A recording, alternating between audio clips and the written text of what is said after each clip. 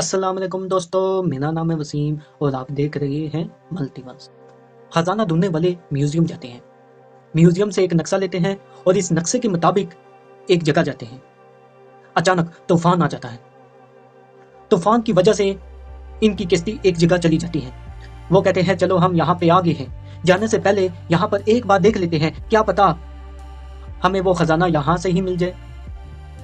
क्योंकि तूफान एक ही जगह आता है, बदल भी जाता है, किस्मत की बात है।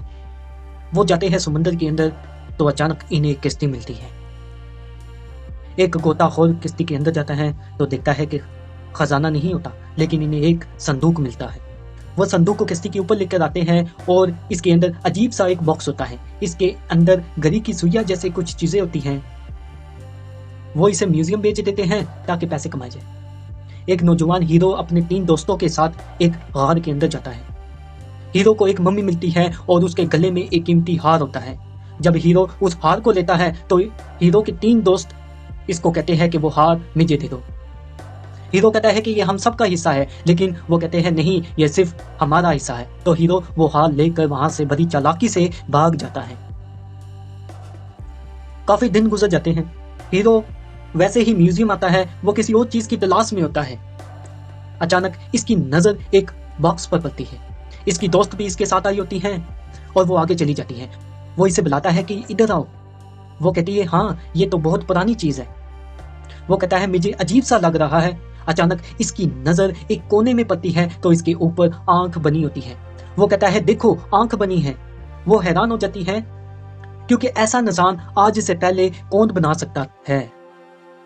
फिर वो दोनों एक बहुत पुरानी लाइब्रेरी में जाते हैं। इन्हें एक किताब मिलती है।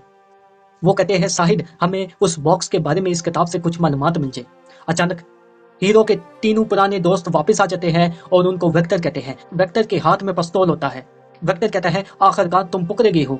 नौजवान हीरो कहता है ओ नहीं, ये फिर से आ गए हैं। नौजवान हीरो किताब और लड़की को लेकर भागता है। वेक्टर गोलियां चलाते हैं। आखिरकार ये बच के भाग जाते हैं। अब हीरो इस किताब के अंदर पढ़ता है। पुराने जमाने में एक बहुत पुरानी बात है, 3 नौजवान लड़के और 2 लड़कियां होती हैं। उनके पास ऐसा इल्म होता है जो किसी आम इंसान के पास नहीं होता।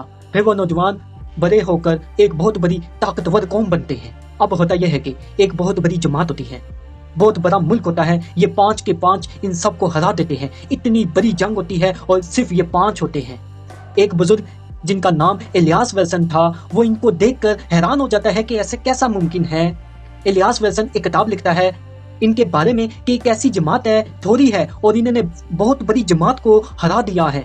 वो बहुत ताकतवर है, बहुत अक्लमंद है। समझो कि इनके पास वक्त को कंट्रोल करने वाली चाबी है। अब होता यह है कि इलियास विल्सन इनके पास जाता है ताकि पता करे कि ये कौन लोग हैं। अचानक इलियास विल्सन की नजर एक डब्बे के ऊपर पड़ती है और इसके ऊपर एक आंख का निशान भी बना होता है। फिर इलियास विल्सन वापस चला जाता है और अपनी किताब के आखिर में लिखता है कि इनके पास एक डब्बा है और इसके ऊपर आंख बनी हुई है। इलियास विल्सन अपने मुल्क जाता है। इलियास विल्सन अपने मुल्क में सबसे ज्यादा अक्लमंद और ताकतवर लोगों को चुनता है और बड़ी चालाकी से इनके दोस्त बन के इनके पास जाते हैं। इलियास विल्सन इनको कहता है कि हमें आपकी मदद की जरूरत है, एक जमात है, इससे हमने लड़ाई करनी है। इलियास विल्सन दल हकीकत इनको फंसाने की कोशिश करते हैं। वो इसके जाल में आ जाते हैं, लेकिन वो बहुत तेज होते हैं। इलियास विल्सन इनके पास जाते हैं और इनसे पूछते हैं कि आप लोग कौन हैं। वो कहते हैं हमें जंतरा कहा जाता है। इलियास विल्सन इनको फंसाने की कोशिश करते हैं, लेकिन जंतरा बहुत तेज होते हैं। जैसे ही इलियास विल्सन उस डब्बे को लेने वाला होता है तो अचानक जंतरा की कौम की एक लड़की देख लेती है। इस लड़की को पता चल जाता है कि इलियास विल्सन इस डब्बे के लिए यहाँ आया है। तो वो लड़की इस डब्बे को लेकर किश्ती में बैठ के समुद्र के अंदर चली जाती है। इलियास विल्सन इसका पीछा भी करता है, लेकिन वो लड़की भाग जाती है। अब होता यह है कि बहुत ज्यादा तूफान आ जाता है और वो किश्ती समुद्र के अंदर डूब जाती है। अब सदियां गुजर जाती हैं। अब हीरो कहता है कि हो सकता है कि वो टाइम मशीन हो या टाइम को कंट्रोल करने वाली चाबी, हो सकता है कि वो आज भी काम कर रही हो। लेकिन मसला यह है कि इसे म्यूजियम से कैसे लाया जाए और कैसे चलाया जा सकता है। अब नौजवान हीरो और लड़की दोनों म्यूजियम जाते हैं, बड़ी चालाकी से इस डब्बे को लेते हैं, लेकिन फिर वही वेक्टर आ जाते हैं। हीरो लड़की को लेकर वहां से भागता है तो अचानक लड़की के हाथ से वो बॉक्स नीचे गिर जाता है।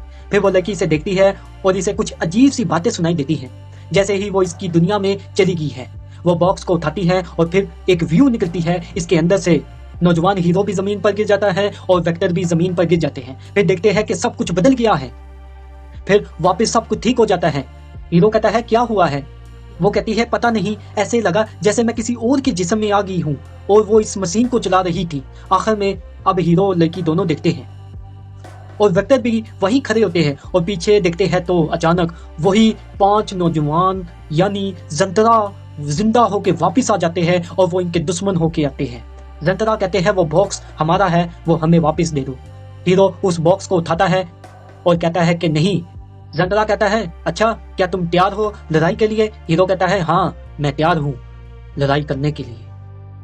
दोस्तों अगर मेरी ये कहानी आपको पसंद आई हो तो मेरे YouTube चैनल को सब्सक्राइब जरूर करें, वीडियो को लाइक और शेयर जरूर करें। अगर आप इसी तरह की मजे की और कहानियां देखना चाहते हैं तो अभी मेरे YouTube चैनल को सब्सक्राइब करें। मिलते हैं अगली वीडियो में, तब तक के लिए अपना ख्याल रखें।